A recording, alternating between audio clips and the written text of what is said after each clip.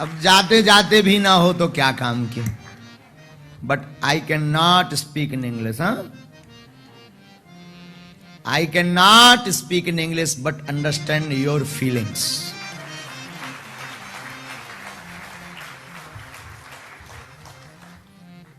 तो 7 दिन निकल गए जैसे तैसे, हम आए तो निकल गए। अब तुम आए निकले हो तो ईश्वर जाने कब पहले दिन से 7वां दिन आ गया पता। तुम्हें तो आफत हो रही होगी, कहां से आ गया ये। हाँ, क्या लग रहा था। अच्छा रुक जाएं, अरे हमारी माँ प्राण दे देगी वहां, हमारी माताजी आफत कर देंगी। उसको माताजी को भी यहीं बुला लें। अभी नहीं, फिर कभी, अभी रुको, अभी एक बार हमें जाने दो वहां। यहाँ अंग्रेजों की हमने ठटरी वारी है, वहां हम उनको बताएंगे पहले, फिर आएंगे। बोलो सीताराम, जोर से बोलो ना। तो आज विराम दिवस है, किस पर चर्चा करें आज। कल किस पर चर्चा की थी शुरू में।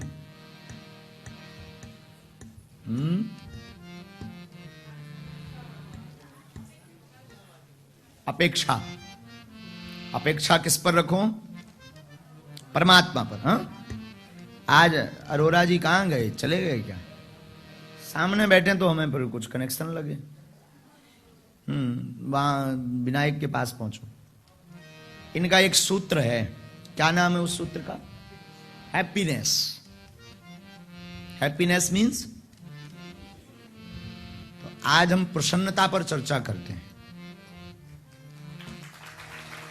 और वैसे भी प्रसन्नता का विषय है, कथा विराम है, तो आनंद के सागर में आज विराम होकर के, और हम भी फुर्र उड़ेंगे अपने देश के लिए, और आप भी अपने घर के लिए। 7 दिन का बोझ तुम्हारा भी उतर गया। हाँ, तो प्रसन्नता का विषय है ना। हाँ।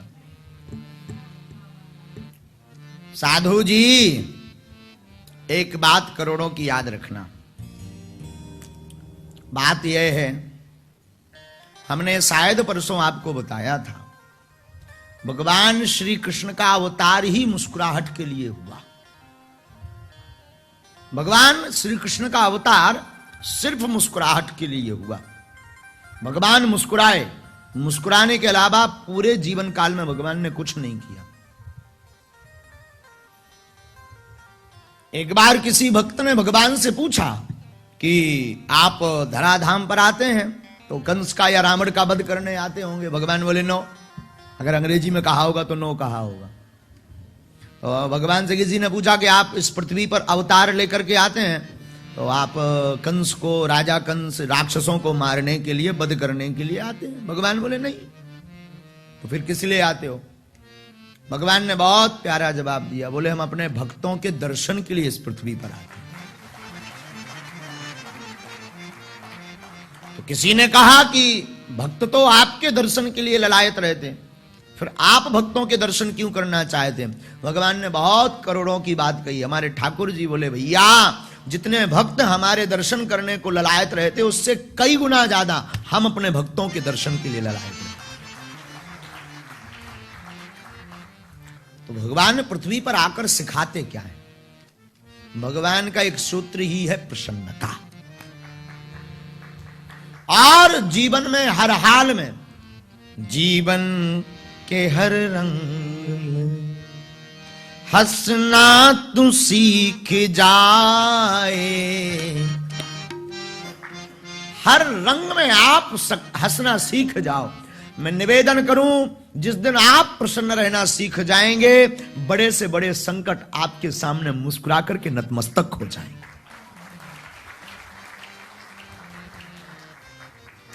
ऐसे समझो, आप पूर्व के समय में, पहले टाइम में किस किस ने अपने नाखून ब्लेड से काटे। ब्लेड जो आती काटे ना। अच्छा नहीं भी काटे तो अनुभव होगा। हमने तो काटे, हम बताते हैं हमारा अनुभव। ब्लेड से जब नाखून काटते थे तो पहले ब्लेड नाखून के साथ साथ अंगूठे में लग जाती थी तो पता नहीं लगता और नाखून कट जाते थे। लेकिन जब नाखून कट गए और उसको झड़ाया और जब देखा अरे ब्लेड लग गई तो दर्द होने लगता। लग बहुत पहले गया, कटाव बहुत पहले पहुंच गया, ब्लेड ने बहुत पहले इस नाखून को काट दिया, पर दर्द कब हुआ? जब माइंड में ये बात गई कि ब्लेड लग गई तो दर्द शुरू हो गया। इसका मतलब जिंदगी में सुख और दुख हमारे दिमाग से। अमेरिका में एक शोध किया गया, एक व्यक्ति की मृत्यु होनी थी, उस पर शोध किया वहां के वैज्ञानिकों ने। इस व्यक्ति को हम अपने हिसाब से मारेंगे।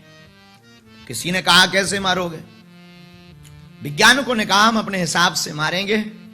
अदालत में उन्होंने लिखित में कार्रवाई की कि इस व्यक्ति को जिसको फांसी की सजा मिली, इसे हमारे हाथ में सौंप दें, हम आपकी बताई हुई तारीख में इसको मारेंगे, लेकिन अपने हिसाब से।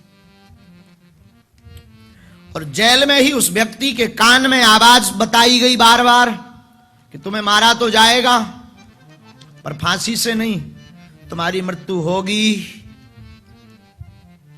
ब्लैक कोबरा नाग सांप के काटने से, तुम्हें सांप से कटवाया जाएगा। वो बड़ा परेशान रहा, मुझे सांप काटेगा, मुझे सांप काटेगा, मुझे सांप काटेगा। 4-5 दिन तक वो मंथन करता रहा। धीरे धीरे वो दिन आ गया जिस दिन उसको सांप से कटवाना था। वैज्ञानिकों ने चारों तरफ कैमरा लगा दिए, बीच में उस व्यक्ति को खड़ा कर दिया और उसकी आंखों पर पहले उसके सामने एक ब्लैक कोबरा, एक सांप रखा, जहरीला सांप, और उसकी फुफकार सुनवाई। देखो कितना खतरनाक। उसकी आंखों पर पट्टी बांधी और पट्टी बांध करके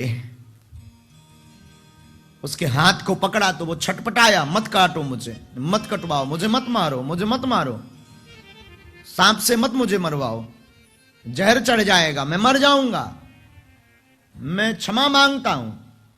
पर वैज्ञानिकों ने उसका हाथ पकड़ा और सुई ली, सुई उसके हाथ में चुभो दी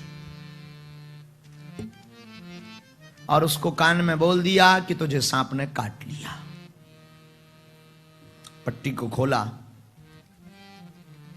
घटना यह घटती है कि विदिन 2 आवर्स में उसकी मौत हो जाती है, मात्र 2 घंटे में। मर क्यों जाता? मुझे सांप ने काट लिया, सांप ने काट लिया, सांप ने काट लिया। बल्कि सांप ने नहीं, सुई चुभाई थी, झूठ का स्वांग था। सांप ने काट लिया, वो 2 घंटे में मर गया। बात देखना, काटा सांप ने नहीं, पर वो मर गया। इसको तो आप कह सकते हो कि घबराहट के कारण मर गया, हृदय गति रुकने के कारण मर गया। लेकिन जब उसका ब्लड निकाला गया, ब्लड का टेस्ट किया गया, तो आप सुनकर चौंक जाओगे कि उसके रक्त में ब्लैक कोबरा का पॉइजन पाया गया। यही जिंदगी है। आप जैसा सोचोगे वैसा बन जाओगे। आपकी जैसी दृष्टि होगी, संसार भी आपके लिए वैसा ही होगा। आपकी जैसी दृष्टि वैसी सृष्टि। भगवान कन्हैया, हमारे परमात्मा, हमारे ईश्वर, हमारे ब्रह्म, हमारे सरकार ब्रज वृंदावन बिहारी वास वाले, जिनसे सारा संसार चलता है, हमारे ठाकुर जी ने पूरे जीवन काल में जितनी लीलाएं की, बचपन से लेकर के कुरुक्षेत्र महाभारत की रणभूमि तक की। और रणभूमि में कोई युद्ध में खड़ा हो, युद्ध के बीच में खड़े होकर के हमारे गोविंद मुस्कुराए, तो किसी ने उनसे पूछा कि यहां युद्ध मचा है, मारने के लिए एक दूसरे पर तुले हुए हैं और आप मुस्कुरा रहे हो। भगवान ने कहा, इसी का नाम तो जिंदगी है। जो रणभूमि में भी मुस्कुराता है, उसका युद्ध जीतना तय है, उसे कोई नहीं हरा सकता। हारता तो वो है जिसका मन पहले हार जाता है। और याद रखिए मेरे पागलों, जीवन में भगवान की कथा सुनना उतना ही आवश्यक है जितना शरीर के लिए भोजन की पौष्टिकता आवश्यक है, उतनी ही भक्ति आवश्यक है, भगवान की कथा आवश्यक है। हमें पता नहीं है कि आपकी कथा सुनने से आपके जीवन में क्या बदलाव होगा, हमें यह भी पता नहीं है कि तुम स्वर्ग जाओगे कि नरक जाओगे, लेकिन हम ये दावे के साथ कह सकते हैं कि जिस दिन तुम कथा में बैठने लगोगे, फक्कड़ों की संगत करने लगोगे, गुरु का आधार पकड़ लोगे, उस दिन से तुम्हारी जिंदगी में 4 चांद लगने लगेंगे। ये पक्का है, इसको कोई रोक नहीं सकता। अपने जीवन में मुस्कुराओ, आप प्रसन्न रहो। सुख भी मुझे प्यारे हैं, दुख भी मुझे प्यारे हैं, छोड़ूं मैं किसे का नाम